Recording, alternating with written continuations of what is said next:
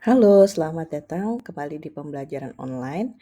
Pada kesempatan kali ini kita akan membahas tentang mata kuliah yang sangat menarik yaitu e-marketing atau dikenal sebagai electronic marketing ataupun istilahnya digital marketing atau diterjemahkan sebagai pemasaran digital. Jadi di dalam pembelajaran ini saya akan membahas tentang bab pertama yaitu past, present, and future. Jadi pada pembelajaran kali ini kita akan membahas landscape atau ruang lingkup dari pemasaran, e-marketing ini ya.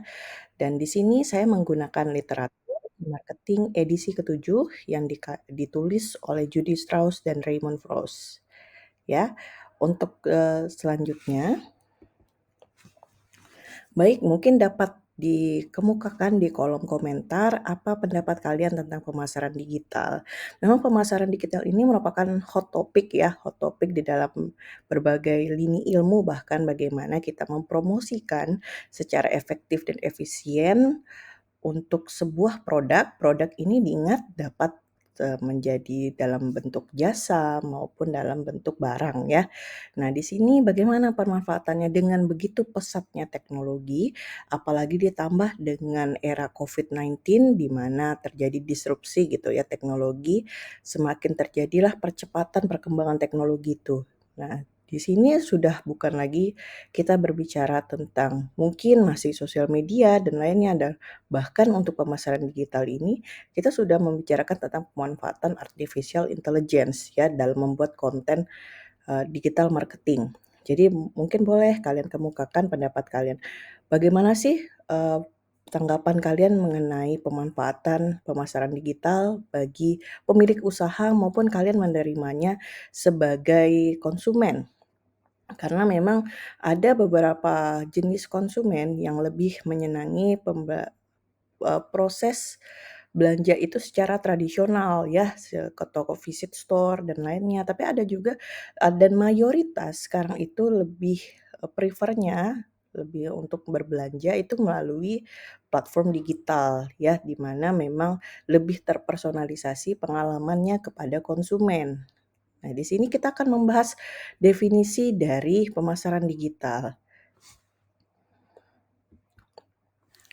Jadi pemasaran digital itu merupakan menurut definisinya dari CV and Alice Chadwick, lalu Pinero Otero dan Martinez Roland, adalah upaya mencapai tujuan pemasaran melalui penerapan teknologi dan media digital. Yang kita ketahui bahwa tujuan pemasaran itu adalah memberikan nilai kepada konsumen. Nah, nilai ini dapat berupa benefit ya, manfaat, fungsional, atau nantinya dapat nantinya secara, eee, ke nanti secara keuangannya dan lainnya, itu dapat bermanfaat. Nah, selanjutnya di sini, pemasaran digital itu, kita menerapkan teknologi dan media digital. Nah, teknologi dan media digital ini sangat luas aspeknya. Teknologi di sini dapat berupa hardware ya. Nah, hardware ini adalah seperti contoh, mungkin kalian sedang menonton video ini melalui smartphone. Nah, smartphone itu merupakan salah satu bentuk hardware-nya ya, hardware dari teknologi dan juga ada komputer. Sedangkan media digital itu juga merupakan seperti website, sosial media, dan lainnya yang dapat menunjang untuk nantinya dapat digunakan kampanye-kampanye pemasaran digital ya. Nah, di sini pemasaran digital adalah inti dari sebuah e-bisnis. Nah, jadi e-marketing dan e-bisnis itu merupakan sebuah konsep yang berbeda. Nanti akan kita bahas di slide selanjutnya. Jadi kalian harus dapat membedakan juga antara digital marketing ya atau e-marketing dengan e-bisnis. Mungkin di sini, kita taunya banyak ya, perkembangan pemasaran digital itu mulai dari penggunaan influencer yang sangat masif, itu merupakan salah satu tren perubahan perilaku konsumen yang menjadi hal yang sangat menarik gitu ya, di mana kita itu lebih mempercayai, influencer dibanding juga mungkin pelaku-pelaku selebriti yang lainnya. Nah, itu merupakan salah satu fenomena perubahan perilaku konsumen yang terjadi karena perkembangan ilmu dari pemasaran, ya. Preferensi konsumen berubah, maka ilmu pemasaran juga berkembang. Oke. Oke, selanjutnya di sini, kita dapat pahami bahwa untuk menambah nilai suatu produk dan juga memperluas jaringan distribusi, meningkatkan angka penjualan, maka dilakukanlah kegiatan e-marketing. Nah, e-marketing ini apa saja? Yang pertama ada search engine marketing. Jadi search engine marketing itu dapat menggunakan media penelusuran seperti Google, ya, Bing dan lainnya. Jadi kita itu membuat suatu kampanye iklan di mana produk kita saat kita melakukan search itu produk kita yang ada di top of mind-nya konsumen. Lalu ada online advertising. Nah, ini merupakan kampanye yang sangat umum ya, di mana menggunakan media sosial dan website dan lainnya. Ini dapat digunakan aplikasi-aplikasi yang editor yang dapat menunjang konten dari pemasaran tersebut. Nah, sekarang ini memang eh, kita tahu bahwa promosi itu tidak secara terang-terangan gitu ya di dalam e-marketing itu, tapi memang digunakan media promosi itu yang subliminal atau tersembunyi. Misalkan dari storytelling dalam konten marketing itu menjadi salah satu tren di dalam eh, kampanye pemasaran digital. Lalu ada affiliate marketing. Nah, ini yang sering kita temui ya. Kadang di dalam sosmed kita itu ada suatu produk ditampilkan reviewnya, lalu tiba-tiba ada link gitu ya. Nah, ini merupakan link itu nanti terhubung antara seller dan juga konsumen, lalu nanti ada afiliatornya gitu. Nah, ini nantinya termasuk dalam affiliate marketing. Nah, itu adalah perkembangan dari pemasaran digital. Ini merupakan masih permukaan ya atau ruang lingkup kecil saja. Nah, banyak sekali pemasaran digital itu yang kita perlu kaji. Baik, nah di sini saya akan menjelaskan tujuan pembelajaran pada hari ini gitu. Jadi yang pertama saya akan menjelaskan tentang manfaat dan tantangan dari kemajuan internet, teknologi informasi bagi konsumen, bisnis, pemasar, dan masyarakat. Lalu kita akan membandingkan antara e-bisnis dan e-marketing, lalu kita akan mengetahui perbedaan antara informasi atau hiburan sebagai data yang digunakan oleh pengguna. Lalu nanti akan saya bahas mengenai beberapa tren yang membentuk masa depan dari e-marketing seperti judul yang tadi ya, past, present, and future. Nah, past-nya itu adalah pemasaran secara tradisional yang harus ke offline store ya, visit menggunakan salesman. Nah, itu merupakan past. Sedangkan present-nya sekarang ada perkembangan digital marketing yang semakin masif. Lalu masa depan e-marketing, penggunaan artificial intelligence, termasuk juga masa depan e-marketing. Oke. Nah, ini saya mendapatkan salah satu studi kasus ya. Jadi di dalam sini tidak hanya di YouTube bahkan sekarang sosial media seperti TikTok itu merupakan platform untuk berbagi video dan mayoritas juga sosial media yang kita gunakan itu sudah video based gitu. Jadi untuk menarik perhatian konsumen itu menggunakan video. Nah, kita tahu kalau di Indonesia ini pengguna internetnya itu sangat tinggi tingkatnya, ada 93% ya yang mengakses platform YouTube. Nah, ini saya ambil studi kasusnya dari YouTube, ini lebih tinggi daripada Instagram dan Facebook. Nah, sedangkan kalau dibandingkan secara pengguna itu di dunia setiap bulannya akses YouTube itu sebanyak 2 miliar. Jadi sudah diprediksi bahwa pemasaran lewat video atau video marketing itu akan booming di tahun 2022 karena traffic internet akan berasal dari video. Maka tidak heran bahwa salah satu skill atau kemampuan yang dikembangkan atau dipelajari oleh pemasar itu merupakan strategi YouTube marketing. Nah, baik di sini ya secara sederhananya memang adalah proses YouTube marketing itu membagikan video untuk mempromosikan brand atau produk. Sehingga tujuannya adalah meningkatkan penjualan. Jadi video ini tidak hanya menampilkan produknya, tapi pelaku usaha juga membuat video promosi dari segi cerita, aspek sinematik, atau berangkat dari judulnya.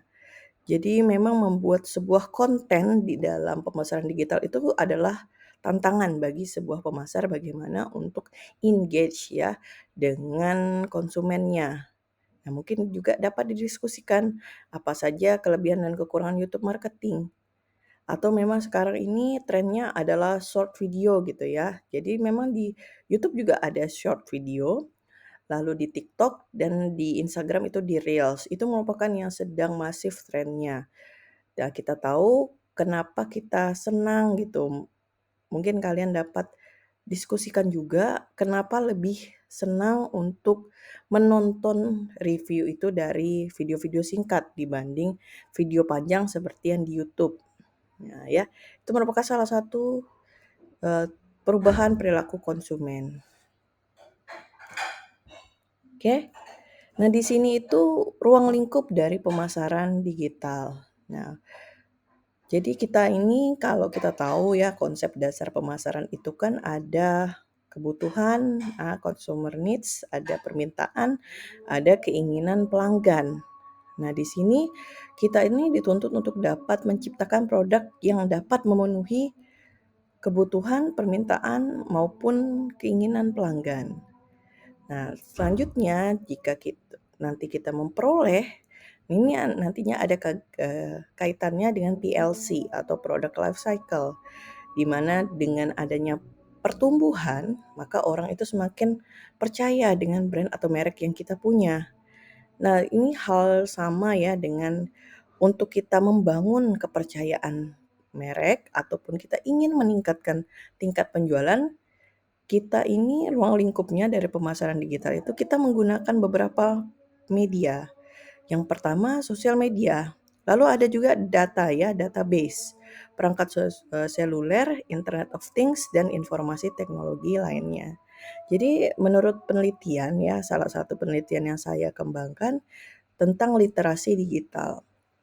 Memang banyak sekali yang sudah mempunyai perangkat seluler. Mayoritas di penduduk Indonesia ini menggunakan perangkat seluler gitu ya, seperti smartphone. Tapi bagaimana kita mengoptimalisasinya? Nah, itu merupakan tantangan lagi bagi pelaku UMKM karena kadang itu perangkat seluler hanya digunakan untuk komunikasi, sedangkan padahal itu bisa memberikan nilai ekonomis ya.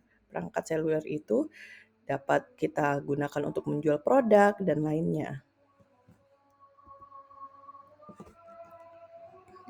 Dan ini yang saya sampaikan. Jadi ada beberapa terminologi dari pemasaran digital, ada e-bisnis, ada e-marketing, ada e-commerce. Nah, e-bisnis ini adalah kegiatan bisnisnya menggunakan teknologi, sedangkan e-marketing itu adalah strategi pemasarannya.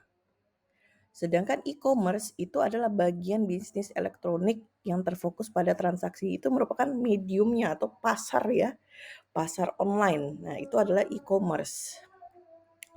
Oke.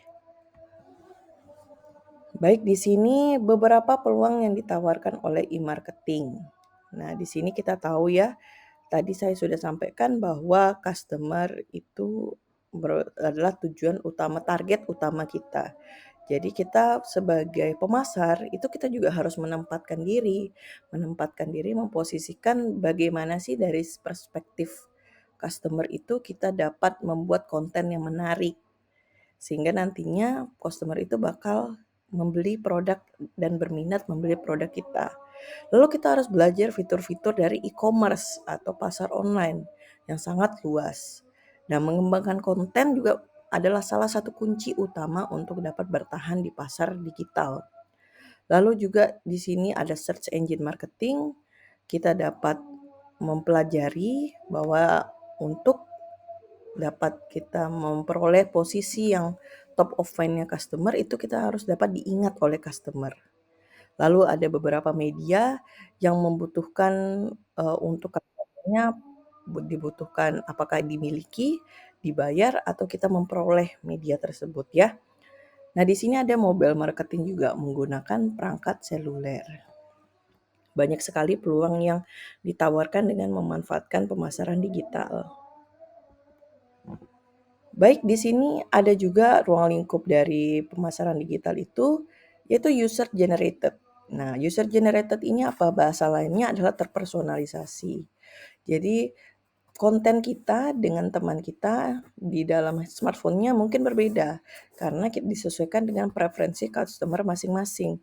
Lalu juga di sini, di dalam kita menggunakan teknologi itu ternyata terdapat komunitas juga.